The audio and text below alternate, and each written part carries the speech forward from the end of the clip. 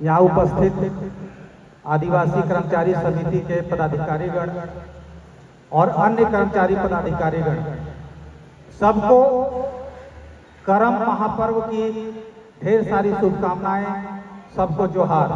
हम लोग जानते हैं कि कर्मा का पर्व एकादशी के दिन मनाया जाता है। एकादशी का सनातन धर्म में भी काफी महत्व है। कोई भी शुभ कार्य का शुरुआत हम लोग एकादशी से ही करते हैं। कर्मा त्योहार सभी जानते हैं कि प्रकृति पूजा का त्योहार है, भाई बहन के अटूट प्रेम की एक निशानी का त्योहार है।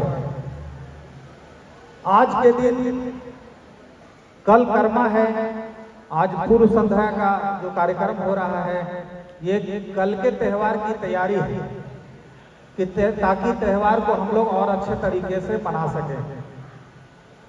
कर्मा के इस विशेष पर्व पे थोड़ा सा हट करके हम आप लोग से बात करना चाहेंगे। बहुत जगह ये बातें उठ करके आती है कि हमारा आदिवासी समाज पिछड़ा हुआ है, लेकिन मैं कहता हूं कि हमारा आदिवासी समाज बहुत विकसित है। अगर विकास के पैमाने को हम लें तो कई पैमाने पर मैं आपको बता सकता हूं कि कैसे हमारा आदिवासी समाज अन्य समाज से बहुत आगे है। सबसे पहले हम देखेंगे कि महिला पुरुष समानता। आप देखेंगे कि आदिवासी समाज में महिला पुरुष समानता है, कोई भेदभाव नहीं है, जो कि विश्व के बड़े आधुनिक समाज जो बोलते हैं। आप देखेंगे कि विदेशों में पश्चिमी सभ्यता जो बोलती है कि हमारे यहाँ महिला पुरुष में समानता है, वो आदिवासी भाई बहनों में बहुत पुरातन काल से है। प्रकृति के प्रति लगाव, आपने देखा होगा कि विश्व में प्रकृति बचाओ के बड़े बड़े सम्मेलन होते हैं, बड़ा बड़ा कार्यक्रम होता है, लेकिन हमने देखा है कि हमारे आदिवासी भाई स्वभावतः जन्मजात प्रकृति प्रेमी होते हैं। उनके लिए अलग से कोई बचाने का प्रयास नहीं करना पड़ता है। हम सिमडेगा में मेरी पोस्टिंग थी, सिमडेगा का फुटबॉल का डे बोर्डिंग सेंटर चलता था, तो हम जिला खेल पदाधिकारी के भी प्रभार में थे। हमने गया तो वहाँ पे जो खेलों के प्रायोजक एक मनोज कुमार नाम है, मनोज जी, तो उनसे सबसे पहले यही बोला कि मैदान में जो बीच में बरगद का पेड़ है इसको कटवा दीजिए, बच्चों को खेलने में सुविधा होगी।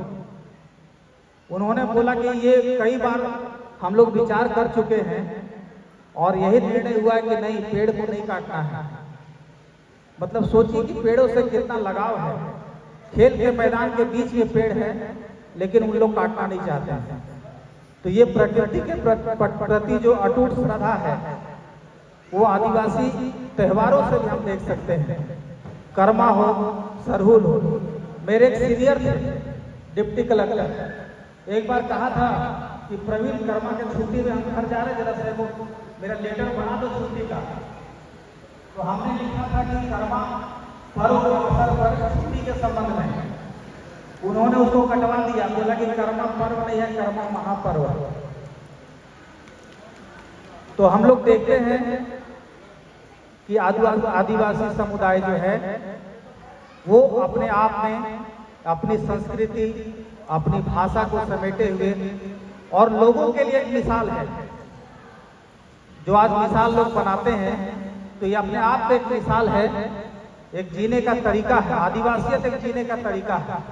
कहते हैं कि आदिवासी जब बोलता है तो वो गाता है, आदिवासी जब चलता है तो नाचता है। तो ये प्रकृति के साथ जुड़ाव और ये जीने की कला, आप लोग देखेंगे कि आजकल लाफिंग क्लब और जीने की कला, आर्ट ऑफ लिविंग पूरे विश्व में सिखाया जाता है। हम तो कहते हैं कि आदिवासी संस्कृति में आ जाए और सीख जाएंगे।